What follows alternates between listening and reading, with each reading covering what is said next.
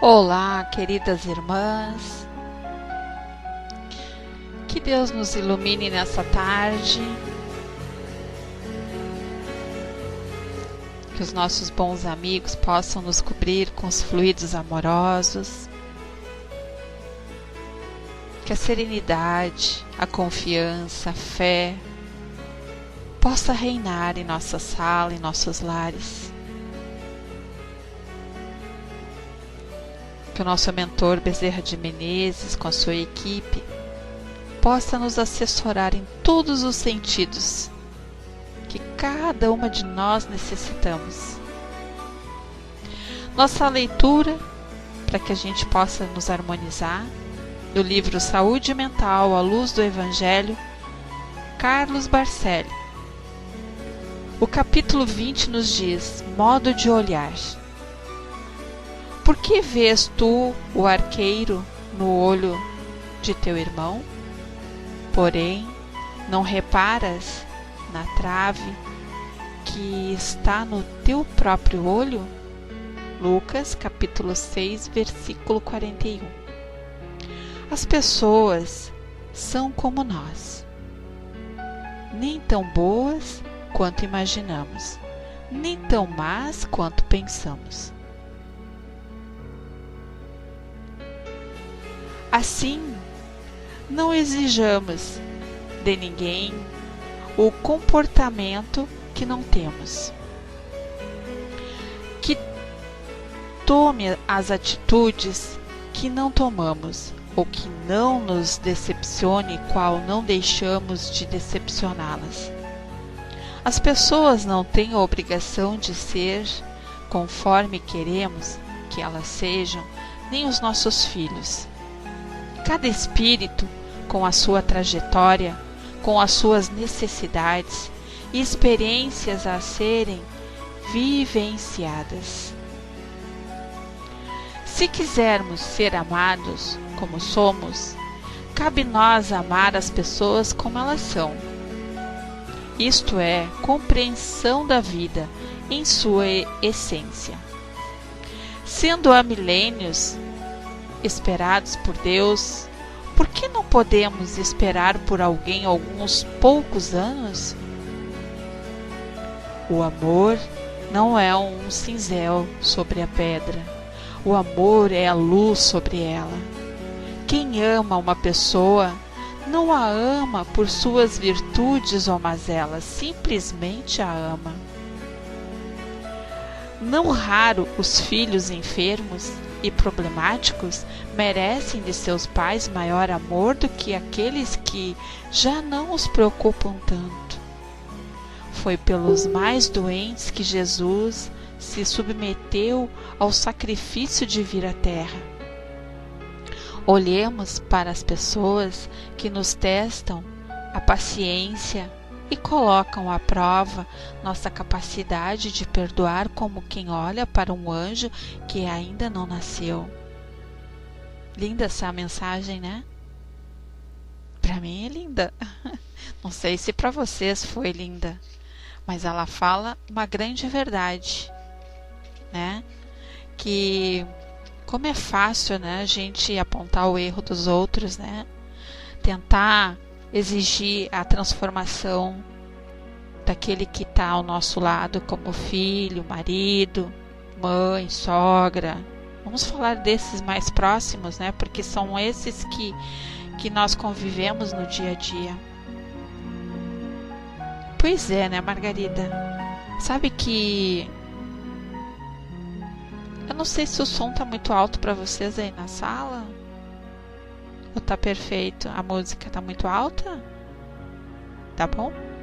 Sabe que uma certa vez aí, alguns dias atrás, a gente comentando lá na Casa Espírita, eu já comentei aqui na sala também, que quando nós nos programamos para levar um tema na Casa Espírita, um assunto, a espiritualidade, ela se encarrega de cutucar aqueles que precisam estar ali naquele dia para ouvir aquele assunto. E assim muitas vezes é aqui na nossa sala virtual, né? Eu observo muito assim, que às vezes tem pessoas assim que a primeira vez e diz, mas hoje caiu para mim, foi perfeito. como agora essa mensagem, a maioria de vocês, isso foi perfeito, porque faz a gente refletir que muitas vezes a gente esquece de se julgar a si mesmo, né? A gente espera tanta mudança do outro e esquece de mudar a si mesmo. Então a nossa mudança, ela é essencial para o nosso crescimento e a nossa evolução. E a gente questiona muito, mas por que tem que ser eu? Por que tem que partir de mim?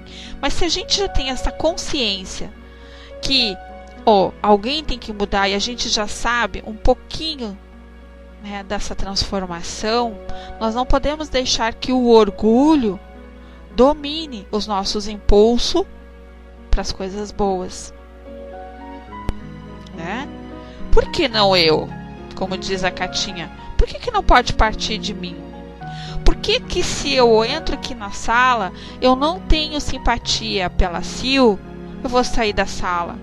Por que eu não posso ficar na sala e procurar ver, quando ela sobe no mic, as coisas boas que ela fala? Eu não posso deixar que o tom de voz dela me incomode, eu não posso deixar começar a procurar, que nem a minha avó dizia, pelo em ovo, porque a gente procura só os defeitos naquela pessoa, a gente esquece que tem qualidades, todos têm qualidade, até o assassino, aquele mais assassino, mais bandido, tem as suas qualidades.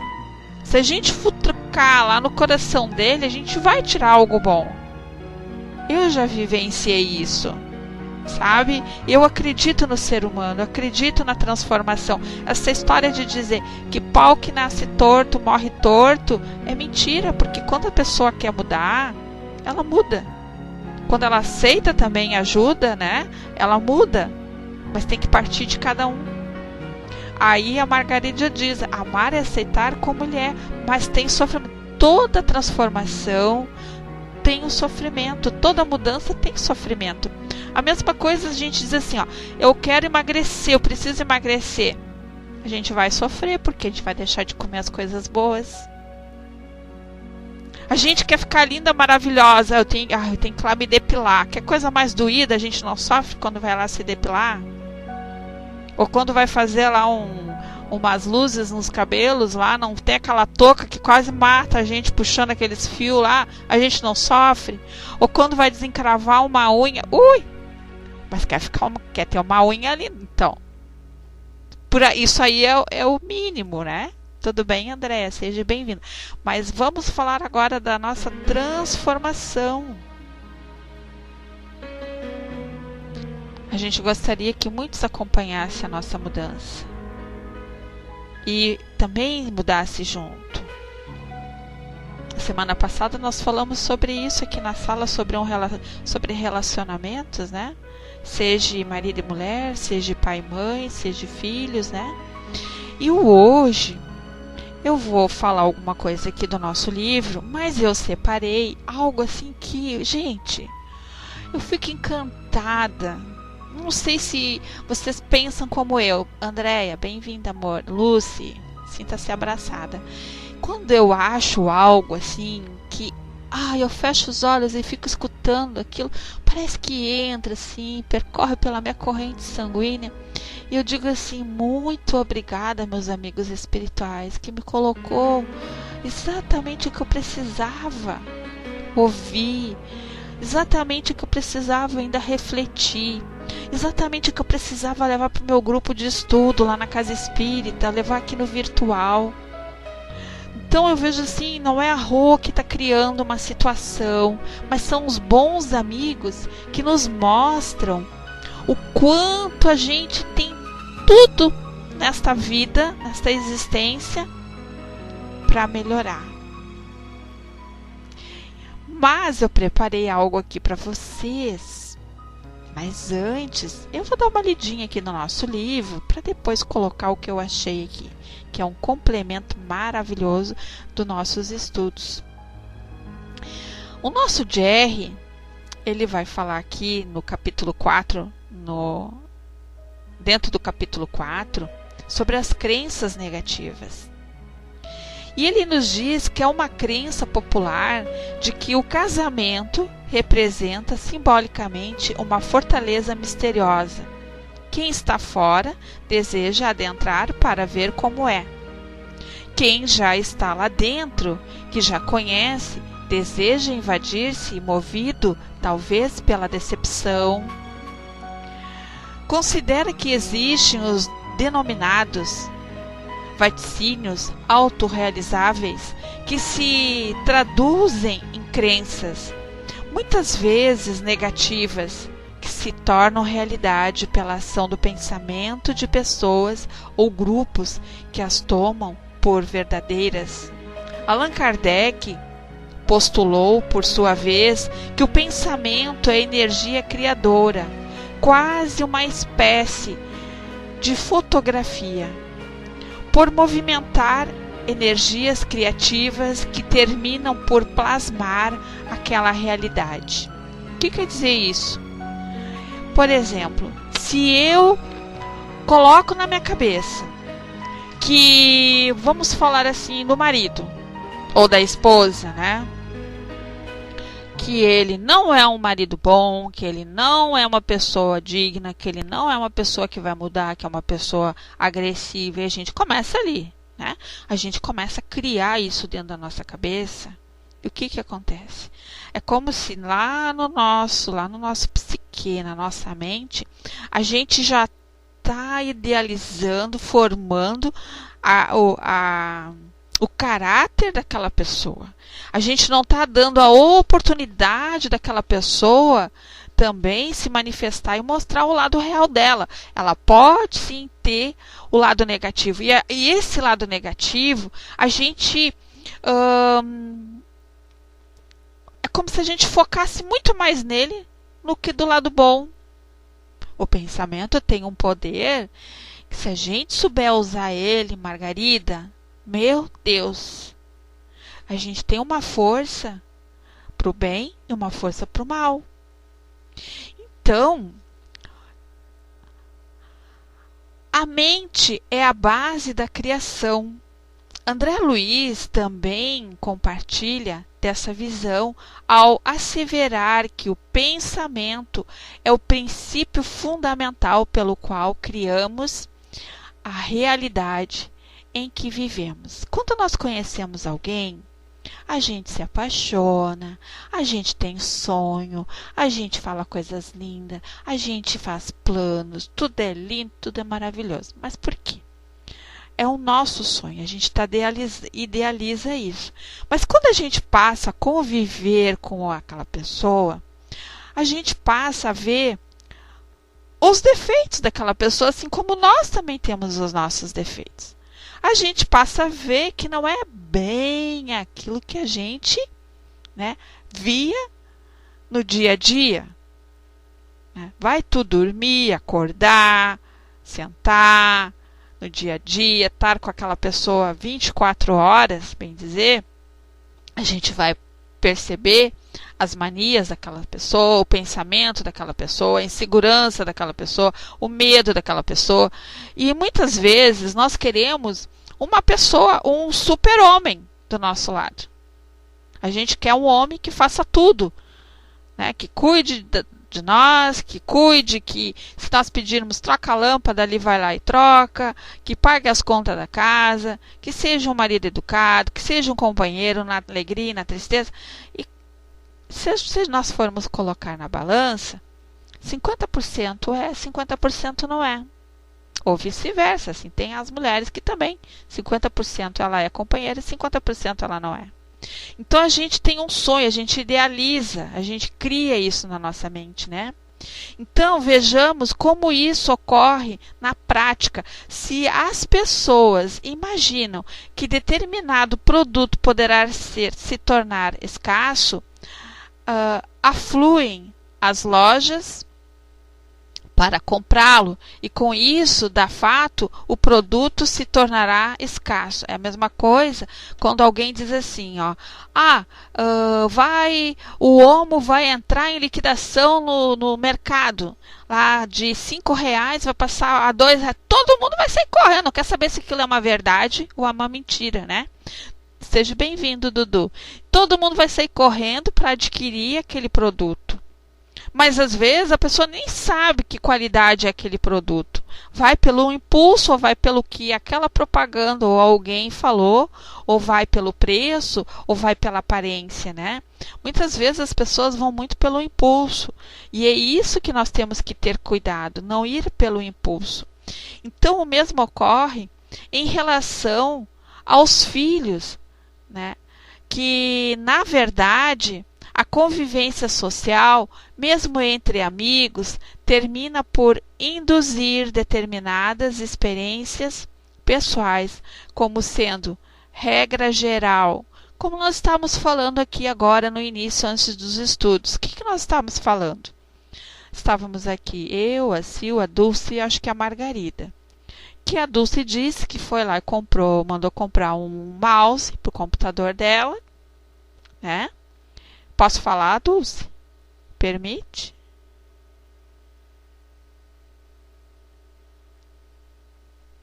Então tá bom. Perguntar antes da Margarida. E aí o que aconteceu? Ela pediu pro filho ir lá comprar um mouse para ela. Aí ele ficou com o mouse novo e deu usado para ela. Aí nós comentamos assim: bom, comigo já é diferente. Eu já não aceito isso. Mas eu não posso julgar a Dulce por ela ter permitido isso. Lembra quando eu li aqui no nosso livro Saúde Mental, que nos olhos dos outros é pimenta, no meu não é? Então, cada um tem a sua forma de ser. Se ela permitiu isso, ela tem os motivos dela. Agora, se eu não permito, eu tenho os meus motivos para não permitir. Então, muitas vezes, nós também criamos dentro da nossa cabeça, na nossa mente, né, turbulências. Às vezes a gente não fala, se chateia, também tem isso. A gente se chateia, mas não fala por medo. Ou porque não quer se incomodar, ou sabe, fica omissa. Então, tem certas coisas que nós também temos que ter cuidado, né? Como diz aqui o Jerry, que a nossa convivência, o nosso pensamento, a nossa transformação moral, as nossas atitudes é de responsabilidade nossa. Não vai ser do filho, não vai ser do marido, né? Então o problema das crenças negativas, que também isso influencia, né, afeta diretamente a felicidade conjugal e familiar. Por exemplo, às vezes dentro da nossa casa, o marido é católico e a esposa é espírita. E aí cada um quer transformar o outro. E aí fica aquele duelo. Aí quando não chega a ponto de um dizer, ou tu escolhe, ou a doutrina, ou eu. Ou a mulher diz, ou tu escolhe, ou a igreja, ou eu. Então, não pode existir isso. Por que não pode? Cada um tem a sua escolha e tem o seu tempo certo. Nós não podemos fazer chantagem. Não é isso que a doutrina nos ensina. Induzir as pessoas.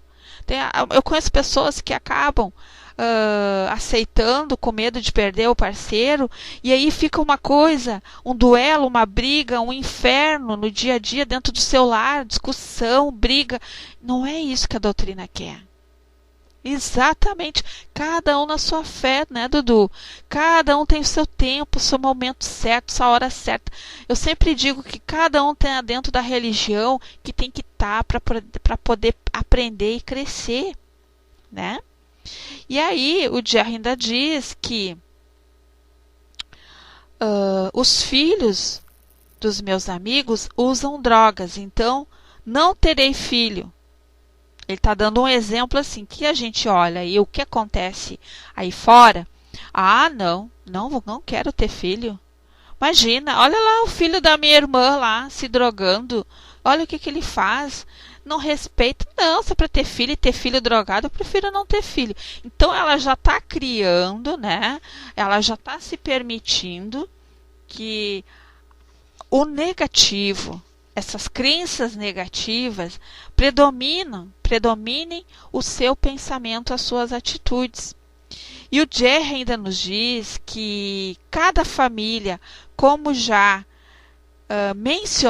mencionamos se organiza sobre determinados valores e possui sua própria dinâmica ou ritmo. E sobre esse aspecto não devemos adotar com excesso de medos ou receios, nem o excesso de autoconfiança. Simplesmente usemos a ponderação e o bom senso de orientar os nossos filhos da melhor forma. E com o melhor exemplo possível. Muitos pais fecham exatamente nesses aspectos simples, mas cuja dimensão sobre a formação dos filhos é enorme.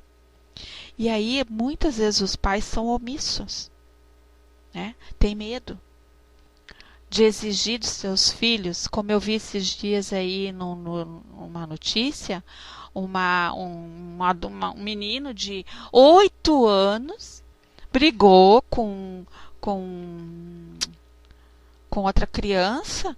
Ele foi lá, não sei aonde, e veio armado. Uma criança com 8 anos deu um tiro numa outra criança.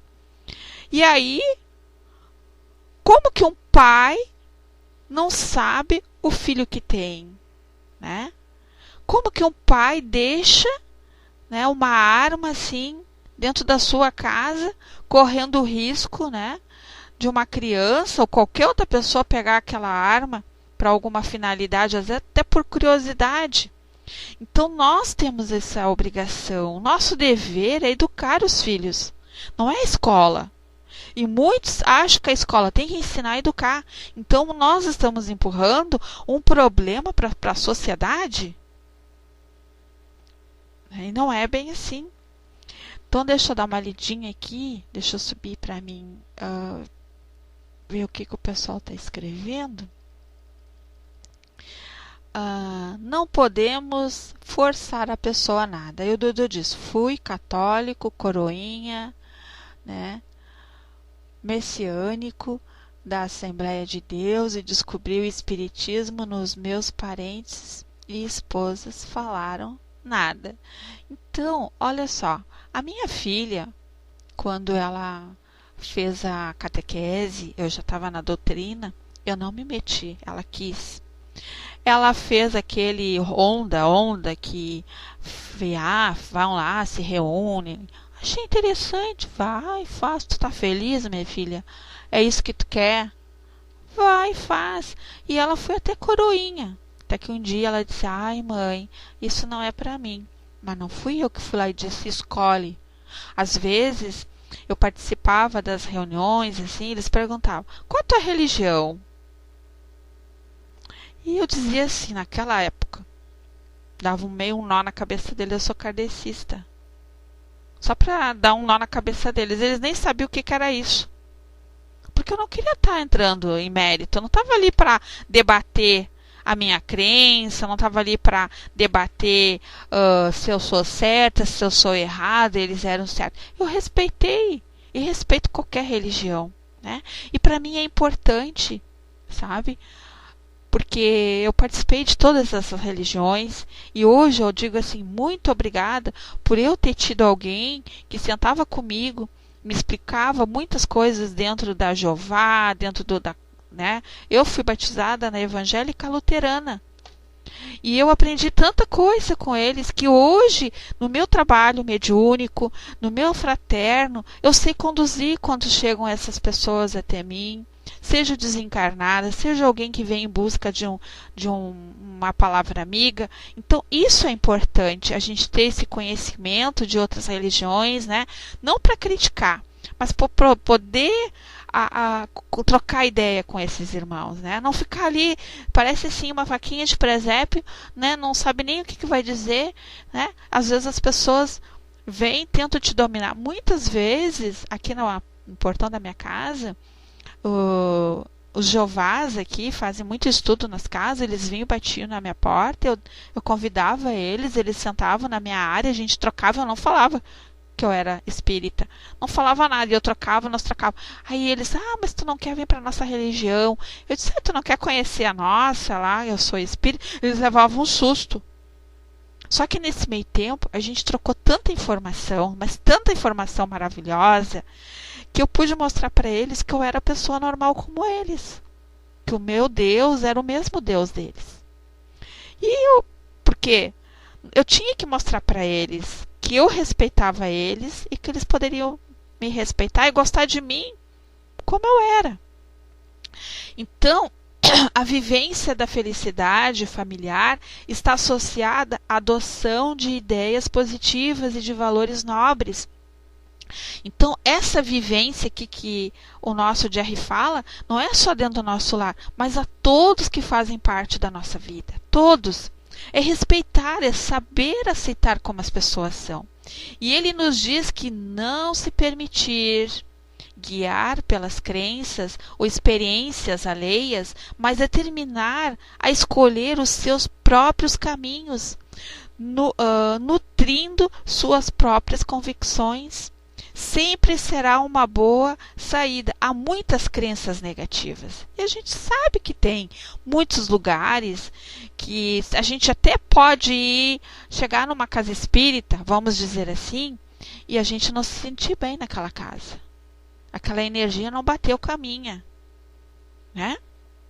Não quer dizer que seja só em outras religiões. Em qualquer lugar a gente pode chegar e não sentir uma energia positiva, uma energia boa. Então o Jerry ainda nos diz que há muitas crenças negativas também sobre Deus. Nossa herança religiosa hebraica pintou um Deus, né, punitivo, cuja preocupação constante é vigiar o homem para puni-lo em seus erros. Então, desde lá do tempo, lá, muito tempo antes de Cristo, né, ainda já existia a maldade, como ainda existe. Quando Jesus veio e mostrou para nós muitas coisas que, se nós não cumpríssemos as leis, nós iríamos ser punidos por Deus. Mas por que era necessário daquela forma? Para que as pessoas pudessem respeitar e ter um freio, um limite nas suas ações, né? Opa, se eu fizer matar alguém, eu vou ser punido por Deus, né? E aqui Jerry nos diz que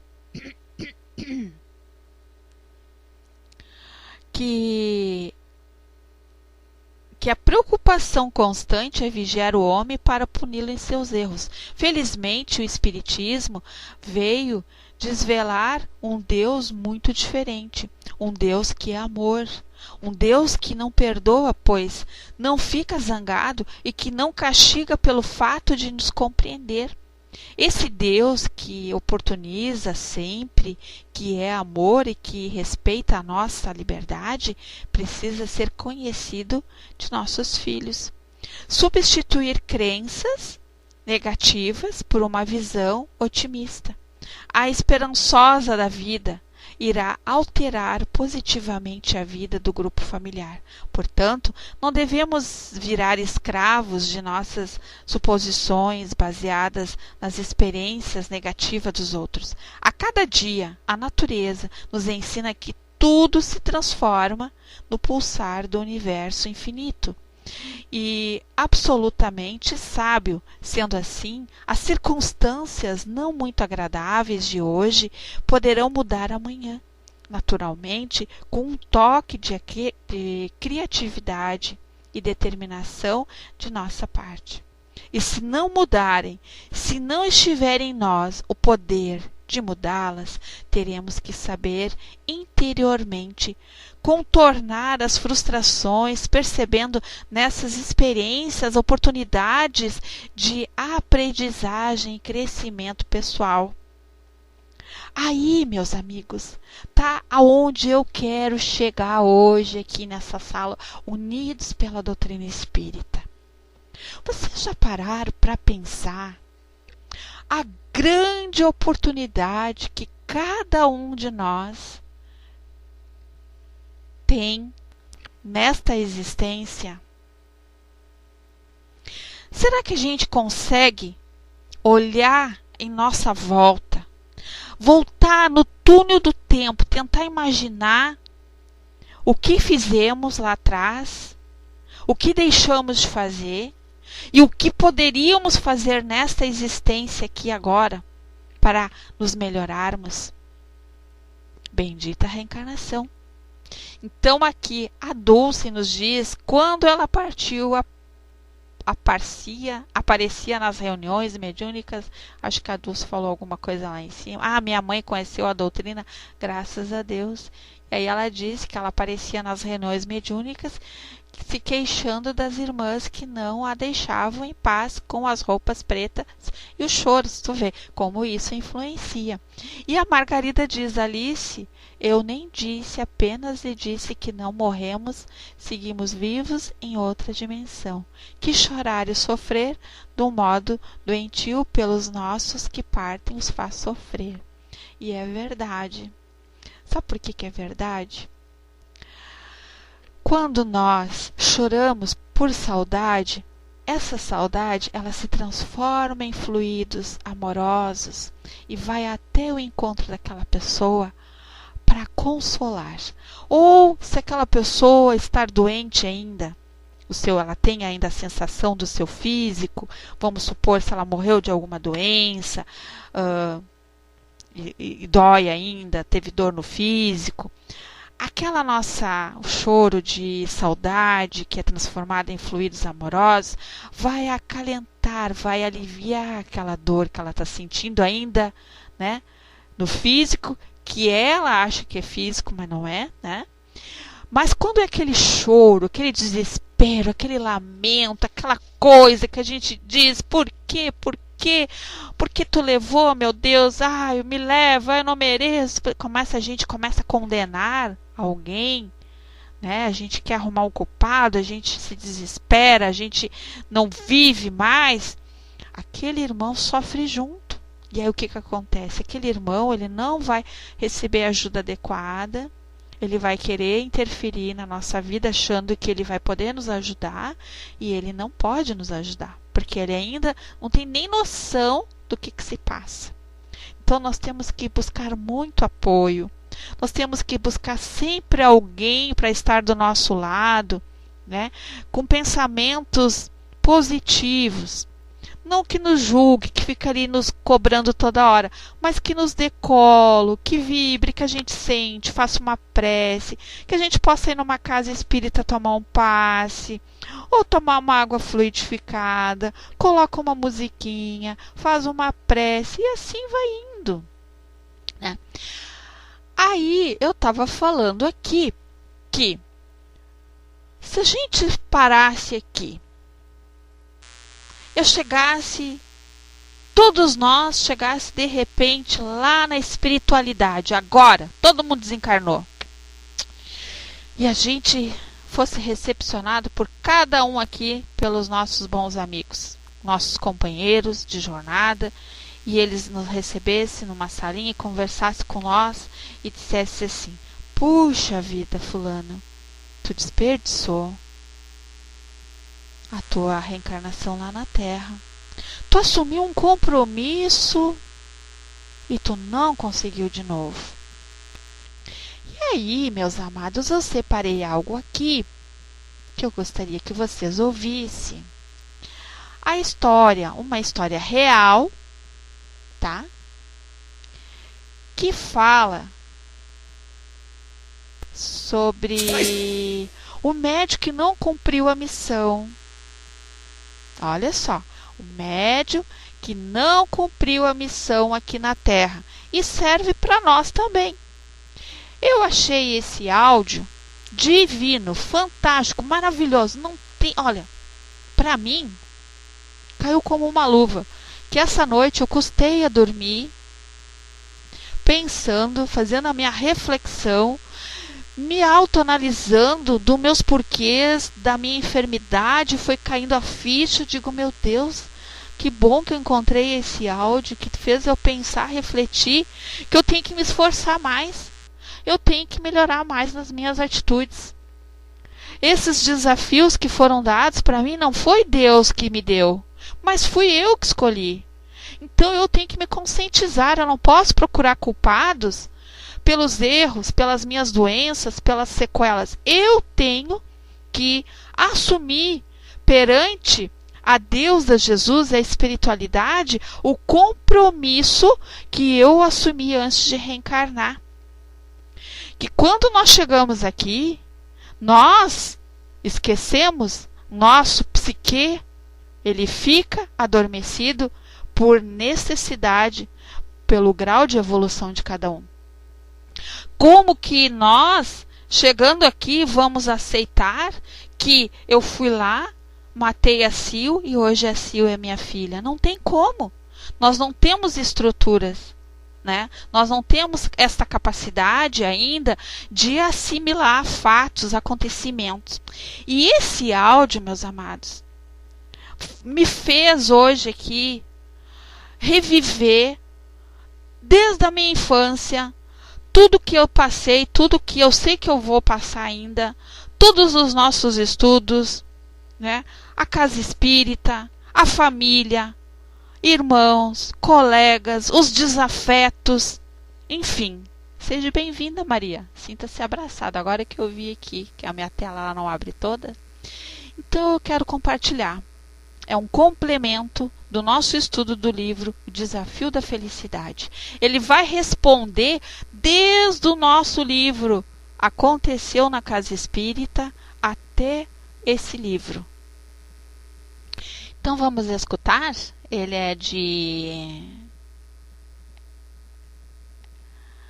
Ele é um vídeo, deixa eu ver aqui que tem que pular a propaganda. Eu só vou tirar um pouquinho o som da sala, porque tem uma propaganda aqui que não vai, para não entrar na gravação, tá bom? Só um pouquinho.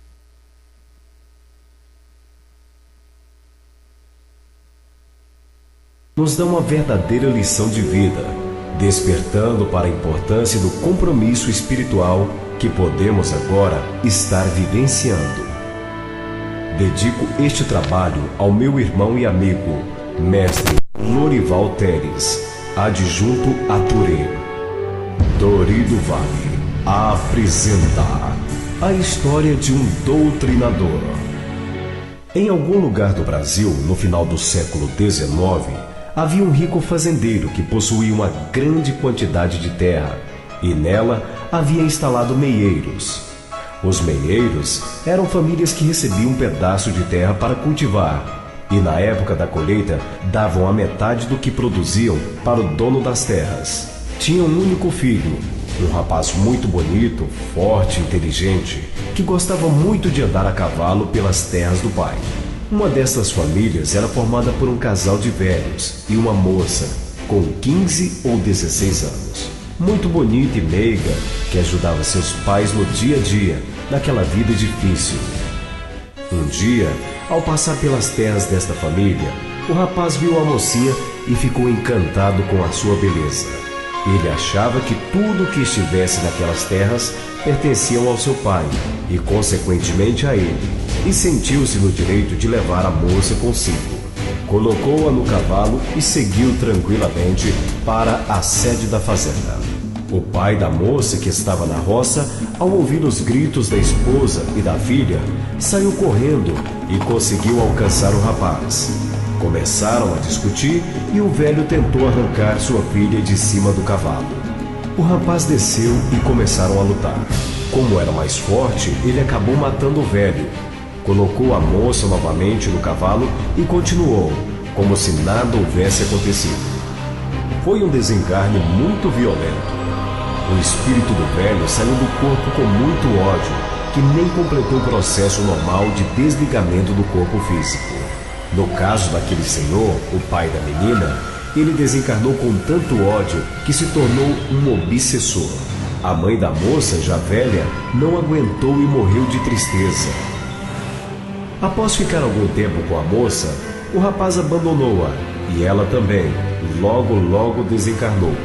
O tempo foi passando, o fazendeiro morreu e o rapaz, agora um homem casado, assumiu o lugar do pai. Ele tornou-se um homem bom, justo e amoroso com sua família, com seus escravos e empregados. Todos gostavam dele. Morreu bem velho, deitado em sua cama, com todos rezando e chorando ao seu redor. Em toda a sua vida só cometeram um erro, um grande erro. Quando despertou nos planos espirituais e tomou consciência da sua última encarnação e principalmente do estrago que tinha feito aquela família de agricultores, entrou em desespero. Ele pedia muito a Deus por uma oportunidade de reencarnar para reparar o grande mal que causara àqueles seus irmãos. Queria voltar à Terra e ter uma vida de muito sofrimento. Seria cego, leproso e pediria esmolas por toda a sua vida. Só assim ele achava que pagaria pelo seu erro. Como tinha bônus suficientes para reencarnar, depois de algum tempo foi chamado à presença dos mestres, responsáveis pelo reencarne dos espíritos da Terra. Eles disseram que para ele reparar o mal que causara, não precisaria ser cego, leproso e mendigo. Voltaria à Terra com uma missão e dentro dessa jornada teria a grande oportunidade do reajuste kármico. Iria reencarnar novamente no Brasil, em Minas Gerais, numa cidade chamada Alfenas. Sua missão? Ser um doutrinador. A história continua, agora em Alfenas, início do século XX, onde um casal de pobres agricultores luta com muita dificuldade para ter o pão de cada dia. Eles têm um único filho, um rapaz franzino, que além de ajudar na pequena roça, se esforçava muito para estudar. Este rapaz era a reencarnação do filho do rico fazendeiro. Certo dia, indo para Alfenas vender alguns produtos, a carroça que levava esta pequena família caiu em uma ribanceira e apenas o garoto sobreviveu. Sozinho, machucado, caminhou até chegar a uma casa na periferia da cidade, onde foi recolhido por um senhor que tinha um centro espírita. Ao tomar conhecimento da tragédia, o bondoso homem assumiu a criação daquele órfão. Ele continuou seus estudos e também ajudava o seu pai nas atividades mediúnicas do centro. Aprendeu muito rápido e logo seu pai percebeu que ele era portador de uma energia muito especial, uma força desobsessiva, e os casos mais difíceis ele já resolvia sozinho. Havia uma mocinha que frequentava o centro e era apaixonada pelo rapaz, mas ele não dava muita bola para ela. A vida deste jovem transcorria de uma forma muito tranquila. Ele se formou e, como queria ser professor, foi fazer um curso de especialização no Rio de Janeiro. No Rio de Janeiro, ele conheceu uma moça da alta sociedade e se apaixonaram. Ao terminar o curso, eles se casaram e voltaram para Alfenas. Quando chegaram ao centro, a moça ficou muito chocada, pois o rapaz nunca lhe contara sobre o seu pai nem sobre o trabalho mediúnico que eles faziam, sabedor do pavor que ela tinha do espiritismo. Então ela, muito magoada, falou que ele tinha que escolher, ou ela ou o centro. O rapaz ficou desesperado, pois gostava muito da sua esposa, e decidiu. Foi falar com seu pai que não iria mais ficar no centro, que já tinha dedicado toda a sua vida aos trabalhos mediúnicos e que agora iria cuidar da sua vida, da sua família e da sua profissão. O velho, que tinha sua vidência, já o havia alertado sobre uma grande dívida espiritual, um cobrador que ele tinha e que um dia, com o seu trabalho, libertaria este obsessor e saldaria sua dívida transcendental. Mais uma vez, tentou conscientizá-lo do seu compromisso, mas foi em vão. O rapaz estava decidido. Com algumas economias e com uma parte do dote da esposa, ele comprou um terreno no alto de um morro e construíram um bonito bangalô. Este morro era cortado por uma linha de trem e o lugar era muito bonito. A casa era simples, mas bem arrumada. Tinha uma bela varanda e na sala havia uma lareira onde o professor gostava de ficar lendo. Lecionava na escola de Alfenas e todos gostavam muito dele. Mas o momento do reajuste se aproximava. Nos arredores de Alfenas havia uma moça muito simples com seus 16 anos e que de repente enlouqueceu. Sua mãe, uma senhora viúva, já não sabia mais o que fazer. Tinha levado a médicos, benzedeiras, a igreja e nada. Ninguém conseguia resolver o problema da jovem. A loucura continuava e piorava cada dia. Já estavam amarrando a moça para que não se machucasse e não machucasse ninguém. Então, alguém falou para levar a menina em um centro espírita que ficava na periferia da cidade, onde tinha um moço que curava essas coisas. E a mãe, no desespero, levou a menina até lá. Quando chegaram ao centro, o velho viu o quadro espiritual. Falou que nada podia fazer. Só quem poderia resolver aquela situação era o seu filho, mas ele não trabalhava mais ali. A mãe implorou para que o velho atendesse sua filha, mas ele realmente não podia fazer nada. Aquela menina era a mocinha que tinha sido raptada pelo filho do fazendeiro. A viúva era a velhinha, mais uma vez como a mãe da menina, e o velho pai era o obsessor, o espírito que fora trazido para aquele reajuste, para saldar a dívida, o compromisso espiritual do rapaz. Então, por consciência e compaixão, o velho espírita deu o endereço do filho para aquela mãe desesperada. Ela pegou a filha e começou a subir o morro. À medida que se aproximava da casa, a menina ficava mais agitada e mais violenta. Estava anoitecendo e o professor lia junto à lareira, quando num barulho ensurdecedor, a porta foi derrubada pela menina, que havia se soltado das amarras e entrou urrando de ódio. Os espíritos reconhecem seus inimigos por um cheiro, uma energia específica, uma emanação que é individual a cada ser, como as impressões digitais, o DNA espiritual. Foi um impacto de frio e medo. Mas bastaram alguns instantes para que o professor tomasse consciência do que estava acontecendo. Lembrou-se do que seu velho pai lhe falava e sentiu que havia chegado a hora de resgatar as suas vítimas do passado. Como se pudesse ler seus pensamentos, a menina deu meia volta e saiu correndo da casa, em direção ao precipício. Ele saiu correndo atrás, tentando falar com ela. A mãe também correu para lá. A menina parou na borda do precipício. Lá embaixo, um lanterneiro da estação de trem observava tudo. O professor foi se aproximando, devagar, tentando doutrinar aquele espírito. Quando estava quase tocando o braço da moça, o obsessor a jogou no vazio.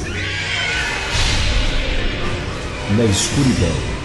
Neste momento, o professor chegou a escutar a risada do velho cobrador. A mãe, ao ver sua filha cair para a morte, começou a gritar: "Assassino! Assassino! Você matou minha filha!" Então, o funcionário da estrada de ferro correu até a cidade e chamou a polícia. De onde estava, parecia que o professor tinha empurrado a menina. Quando a polícia chegou e encontrou a mãe, que não parava de acusar o professor, teve que prendê-lo. Foi julgado e, pelas declarações da mãe e do lanterneiro, foi condenado. Saiu do tribunal direto para a prisão. Estava feita a justiça, o reajuste kármico, o resgate de uma família que havia sido destruída em outra vida, por um gesto impensado, por um impulso, um desatino, lei de causa e efeito. Sua jovem esposa o abandonou e voltou para o Rio de Janeiro, para a casa de seus pais. Ele definhava dia após dia, e apenas seu velho pai e aquela jovem do centro, que muito o amava, o visitava na prisão. O tempo foi passando e a jovem moça precisava também seguir o seu caminho. As visitas foram se tornando raras e a sua esperança também. Ela pensava muito na sua incompreensão e pedia a Deus a oportunidade de sair dali, para continuar com sua missão, no centro, junto com seu velho pai.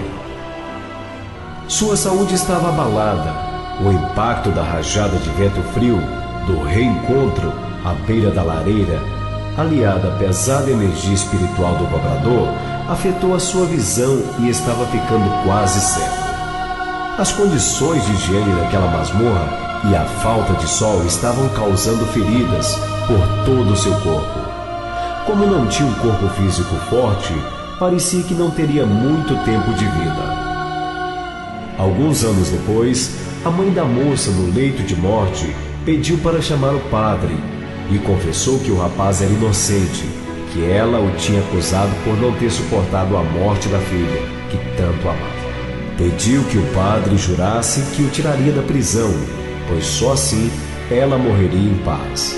Então, como se Deus tivesse escutado suas preces, o professor foi inocentado e saiu da prisão. Foi direto para o centro e, ao chegar lá, falou para seu velho pai que estava de volta para trabalhar e ajudar as pessoas. O velhinho, que estava terminando seu tempo na terra, olhou para o filho querido e falou: "Meu filho, agora é tarde. Quem vai querer se tratar com você? Mesmo quem tenha sido inocentado, sempre haverá uma certa desconfiança sobre você. E seu corpo, quem vai querer se tratar com alguém cheio de feridas? Como pode um cego guiar outro cego? Não, meu filho, agora é tarde."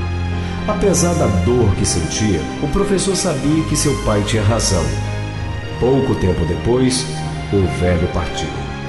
Como não tinha mais condições de continuar no centro, o professor terminou seus dias de vida, andando pelas ruas de Alfenas, cego, cheio de feridas e mendigando. Quando desencarnou e tomou consciência desta encarnação, este espírito foi tomado por uma grande frustração. Tinha mais uma vez desperdiçado uma oportunidade de evolução. Recebeu toda a preparação e proteção para cumprir sua missão e se reajustar com o seu cobrador. Até uma bênção especial ele recebeu. Lembra daquela mocinha do centro que ele não dava muita bola? Era a sua alma gêmea que estava na terra para ajudá-lo. Salve Deus! Que esta história ajude os meus irmãos jaguares e a todos os meus irmãos em Cristo Jesus que ainda não compreenderam a grandeza e o significado de sua existência aqui na Terra. E aí, Este relato... o que vocês acharam? Não tem a ver com o que nós estávamos falando lá no início? Lindo, né, Maria?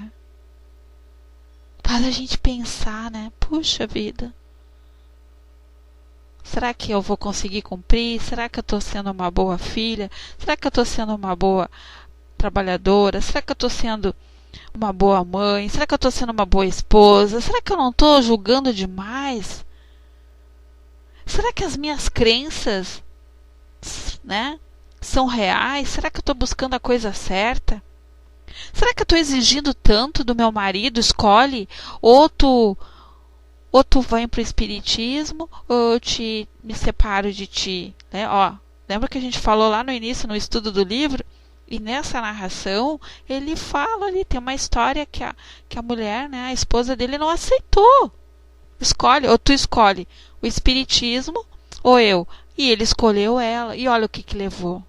Muitas vezes, nós nos deixamos levar, né, por impulsos, por medo, insegurança. Eu sempre digo, quem ama de verdade não faz chantagem emocional. Quem ama vai estar ali do lado, né? Seja na dor, seja na alegria, vai estar ali para nos auxiliar. Por isso o desafio da felicidade é um desafio. Se tudo fosse perfeito, maravilhoso, quando nós reencarnamos, nós iríamos trazer uma bula dentro da nossa malinha, do nosso bolso, da nossa pochete, enfim, com a receita de como deveríamos agir aqui na Terra. Mas não é assim. A gente esquece. Porque nós, com certeza, nós ainda vamos falhar em muitas coisas. Ele, quando pediu, né, foi dada a oportunidade dele reencarnar, e ele disse, eu quero ir cego, eu quero ir leproso, eu quero ir mendigo, e eles disseram, não, tu não precisa ir assim. Nós vamos te dar uma missão. E aí o que aconteceu? Ele não cumpriu com a missão, aí ele obteve aquilo que ele pediu. Ele passou a ser um andarilho, passou a não enxergar direito, passou a ter as feridas no corpo, como ele tinha sugerido, o plano B dele, né? Então, meus amores, vamos pensar. Porque muitas vezes essas crenças negativas que ficam nos rondando, sabe? Tirando o nosso foco. Alguém vai lá, diz uma coisa, a gente já, né, já fica, será que é, será que não é? E aonde está a força do amor dentro do nosso ser? Aonde está a confiança plena que quando a gente é capaz de fazer a oração do Pai Nosso e diz assim, seja feita a tua vontade, Senhor. A gente não está dizendo, seja feita a tua vontade, Pai? A gente não está colocando nas mãos dele? Então, porque a gente confia. Então, quando vem os desafios até nós, a gente esquece o que a gente está dizendo naquela oração. A gente esquece que Deus jamais vai querer que um filho que Ele criou com tanto carinho, né, com tanto amor, venha para esse mundo para sofrer. O sofrimento, as causas criadas são por nós. É as nossas escolhas. Então, quando Jerry aqui nos diz nesse livro, o Desafio da Felicidade, que nós temos que agarrar com as duas mãos as oportunidades. A nossa transformação moral, ela é necessária. Não adianta a gente achar, como eu ouço trabalhadores de casa espírita dizer assim, se eu não conseguir nessa vida, na próxima eu consigo, mas não está se esforçando nem um pouquinho para mudar suas atitudes. Não adianta eu dar com uma mão e tirar com a outra. Não adianta eu vir aqui na sala falar sobre amor, sobre perdão, e eu fecho aqui o pau-talk e fico ali, né, falando mal de várias pessoas, criticando, julgando, dizendo para um, para o outro, vai lá, mata, bate, agride. Não é isso. Porque tudo que fizemos, tudo, não passa despercebido aos olhos do nosso Pai, nem dos nossos bons amigos. Como que eles vão nos amparar? Como que eles vão nos assessorar se eles não conseguem chegar até nós? A nossa conexão não é plena com eles? Aí, muitas vezes, estamos sendo obsediada porque permitimos, às vezes a gente é muito mais obsessor do que aquele irmão, né?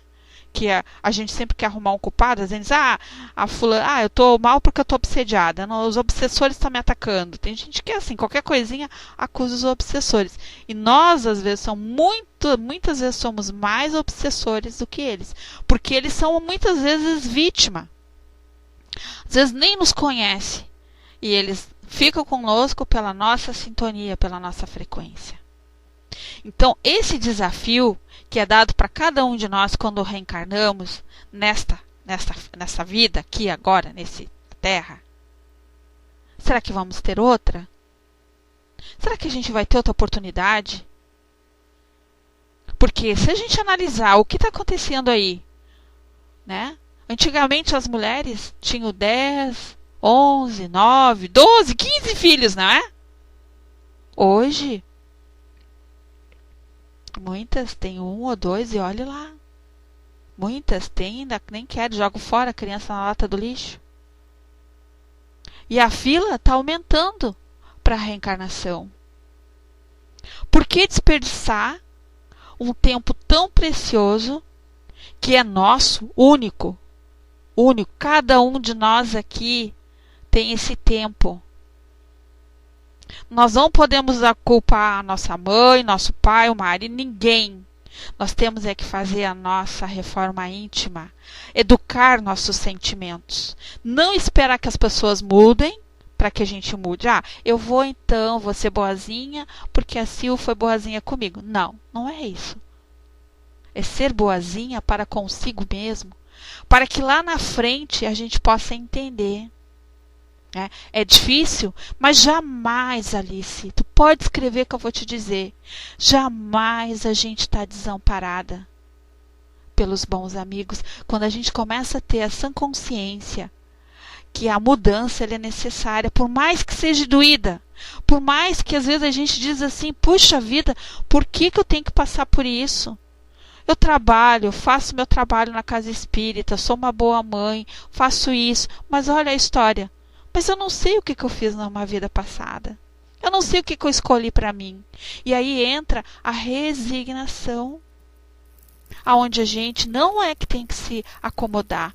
Então vou ficar aqui esperando que os bons amigos vão me ajudar. Não, a gente tem que ter atitude, a gente tem que ter ação, a gente tem que buscar nessa doutrina maravilhosa, essa luz que nos dá o alento, que nos dá a cura para as nossas chagas. O que são as chagas? As nossas imperfeições que estão ali, latente no nosso psique.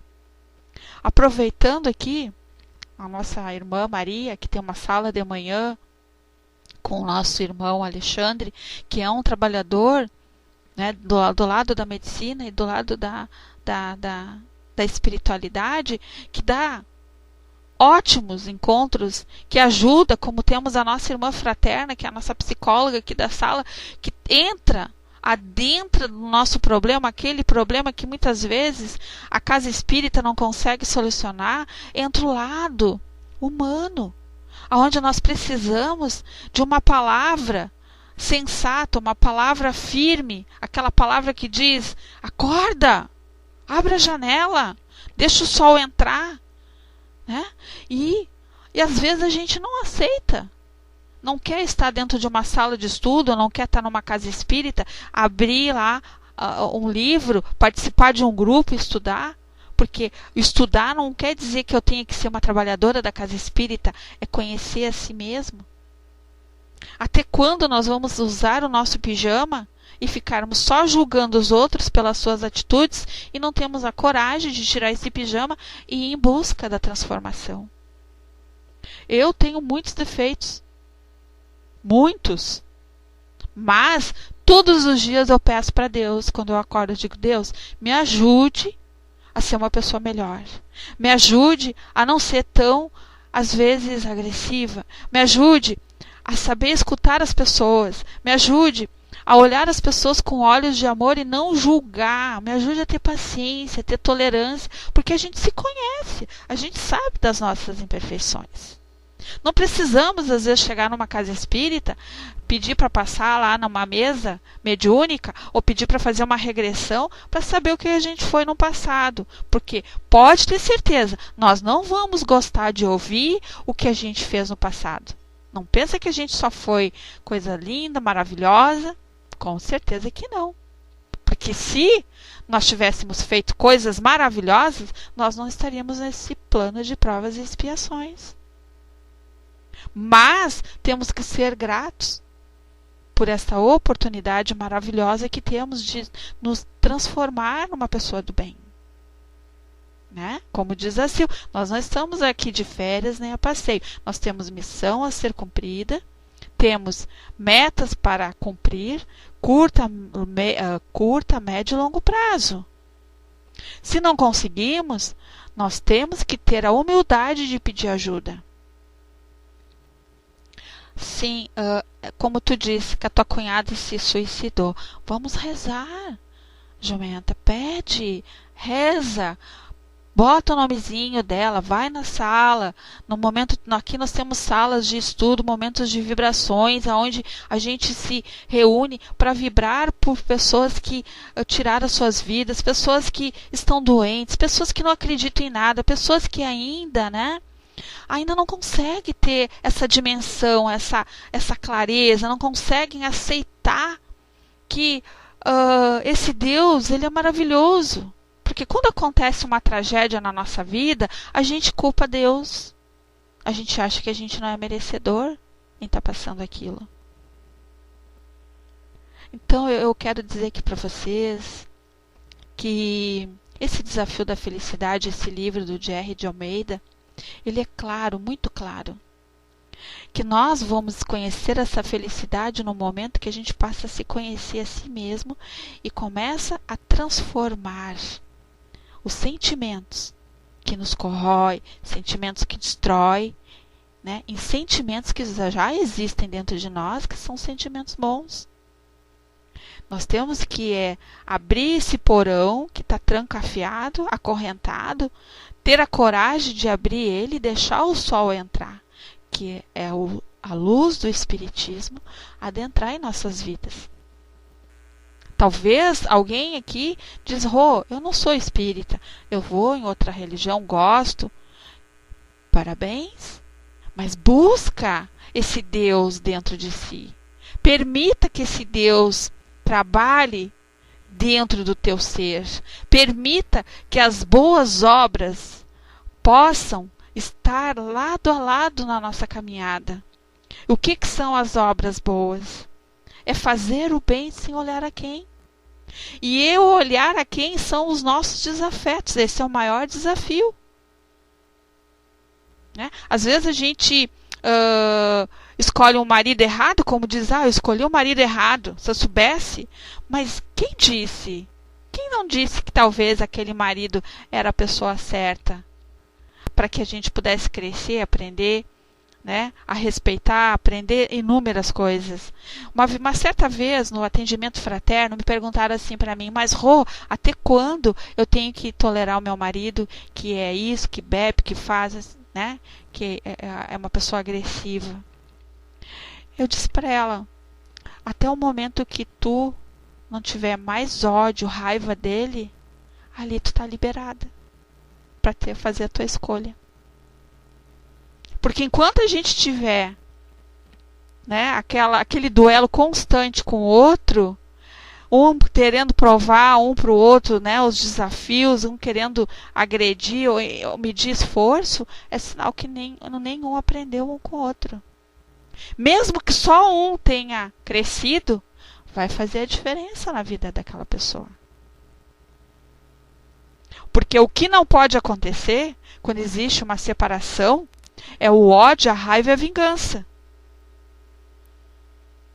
Do que adiantou então estar juntos? Não aprenderam nada, não cresceram nada, não buscaram nada. E não é só marido e mulher, às vezes é mãe e filhos, às vezes é cunhada, sogra. Como diz a Maria, o amor liberta, o ódio nos une ainda.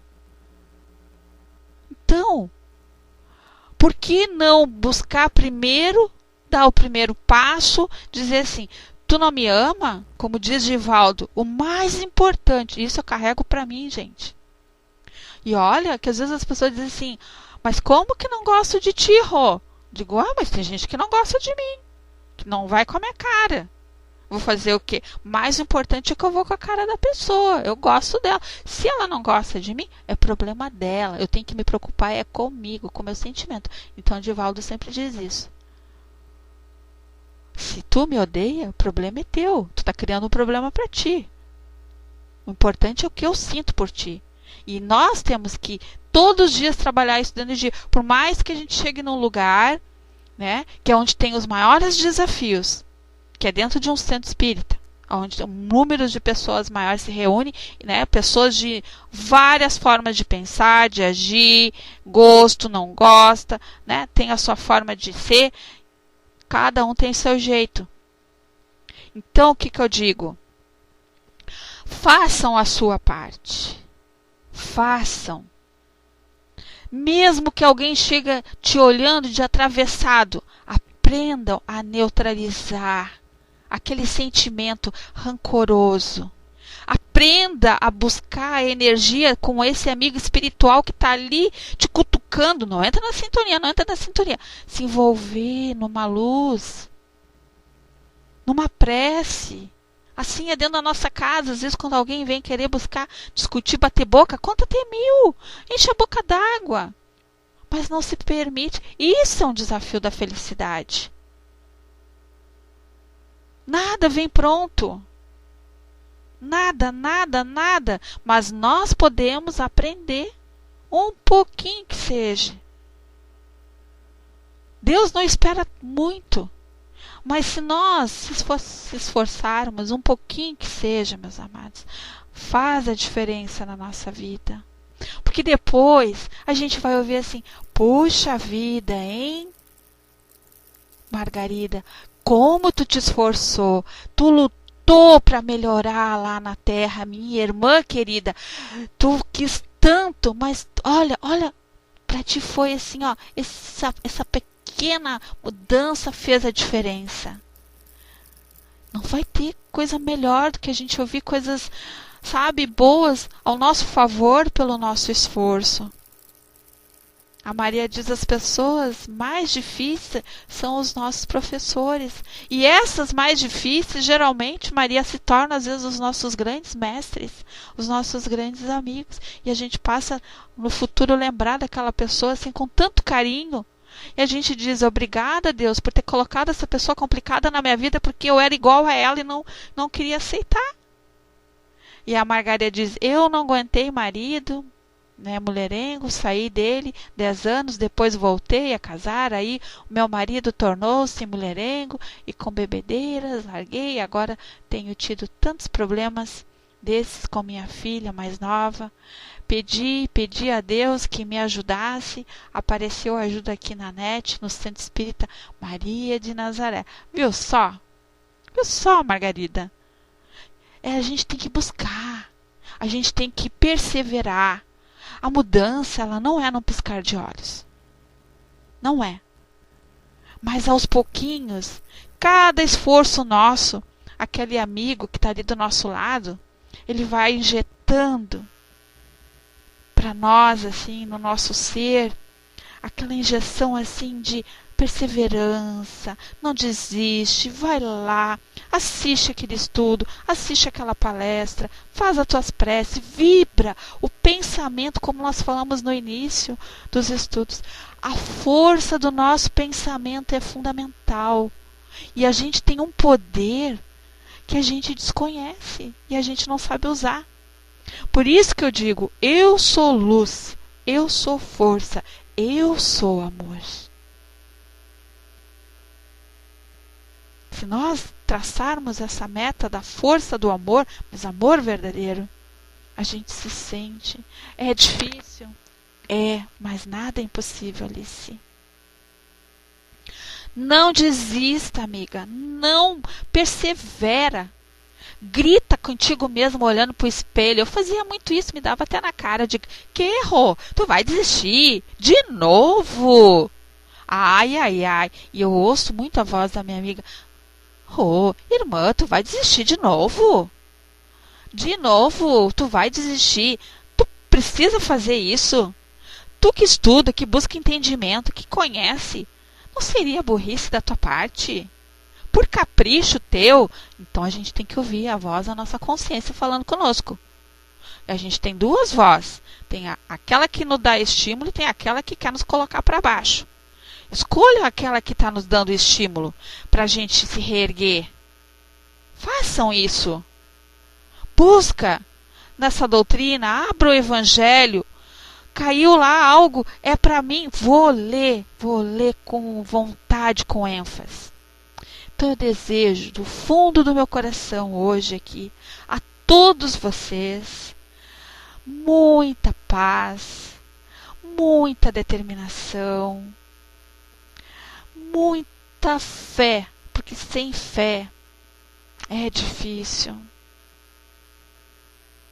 Se tiver que chorar, Alice, chora tudo que tiver vontade. Depois respira e diz: eu sou feliz, eu sou luz. Deus jamais vai te abandonar, ninguém aqui na sala. Deus sempre coloca uma pessoa certa no nosso caminho. Às vezes a gente não quer aquela pessoa, né? A gente quer escolher. A gente quer escolher uma pessoa que a gente tem lá afinidade, morre de amores. Às vezes não é. Vamos ter um pouquinho mais de humildade. Vamos se dar essa oportunidade.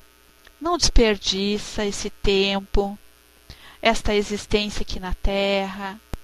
Tá? Deus, e a gente tem tantos exemplos aí de irmãos que passaram por tantas dificuldades e venceram. Então, muito obrigada. Beijo no coração de cada um de vocês e obrigada pela participação. Lembrando que amanhã o Carlos está aqui trazendo o estudo do livro Sexo e Destino e quinta-feira é a nossa irmã Sil fazendo o Evangelho. Descendo, contigo, Sil.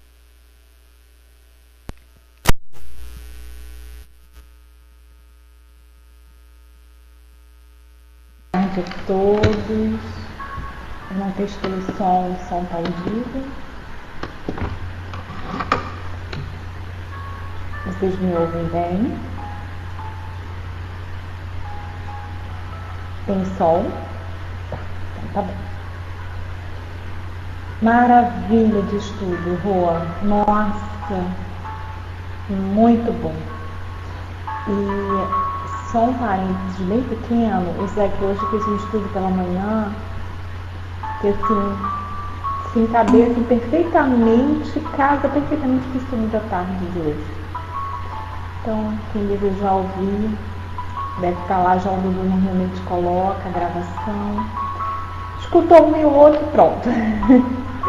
Tá perfeito. Então vamos, nesse momento, é um momento também onde vamos nos doar um pouquinho, né?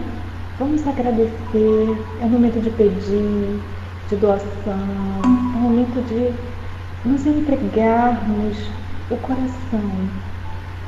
Vamos então juntos, em pensamento, nos imaginar sentadinhos em um local que nos traga paz. Seja ele a praia, a cachoeira, o jardim, enfim. Vamos nos extasiarmos com esse olhar da paisagem que nos envolve. E vamos nos beneficiar das cores, do cheiro do local, do perfume, da natureza. Vamos nos sentir calmos, tranquilos, relaxados, imaginando que o nosso amado irmão Jesus está à nossa frente, nos dá a mão e nos abraça. E nesse abraço, Ele nos traz tudo aquilo que de mais necessitamos: a fé, a coragem, o equilíbrio, a saúde, a harmonia interior, o entendimento, enfim. Estamos plenos nesse abraço com Jesus. E a luz que emana dele nos enche. E desse abraço saímos revigorados, prontos para doar. Vamos então enviar para aqueles que estão na tela de texto, para os que estão na nossa mente, para os nossos desafetos ainda, para os já desencarnados, para os que não puderam aqui estar conosco, todo esse amor, toda essa luz, e que possamos também solicitar que Jesus, que os amigos da espiritualidade levem esta luz às nossas águas que separamos, dos filtros, das caixas d'água, das nossas casas, dos prédios, dos hospitais, de todos os lares, os crigos de idosos, de crianças, dos mares, dos oceanos, dos rios. Vamos mentalizar uma grande luz entrando por todo o ambiente do local que estivermos, harmonizando. E que saiamos então destas vibrações mais equilibrados, mais resolutos no caminho do bem, no caminho já decidido por nós antes desta encarnação. Uma grande paz envolva cada um de nós. Que assim seja. Passa um minuto, Deus. Continuando neste clima de vibrações e amor, que Jesus, de infinito amor, sabedoria e bondade, que nos dê forças para continuar nossa jornada terrena. Obrigada à espiritualidade amiga, obrigada a todos os amigos da luz que se fizeram presentes neste momento. E vamos terminar nosso estudo com a oração do Pai Nosso. Pai Nosso que estás nos céus, santificado seja o teu nome. Venha a nós o teu reino, seja feita a tua vontade no céu. O pão nosso cada dia dai-nos hoje. Perdoai as nossas dívidas, assim como perdoamos aos nossos devedores. Não nos deixeis cair em tentação, livra-nos do mal, porque teu é o reino, o poder, a honra e a glória para sempre. Que assim seja, graças a Deus. Obrigada pela presença de todos, obrigada por tudo, amigos.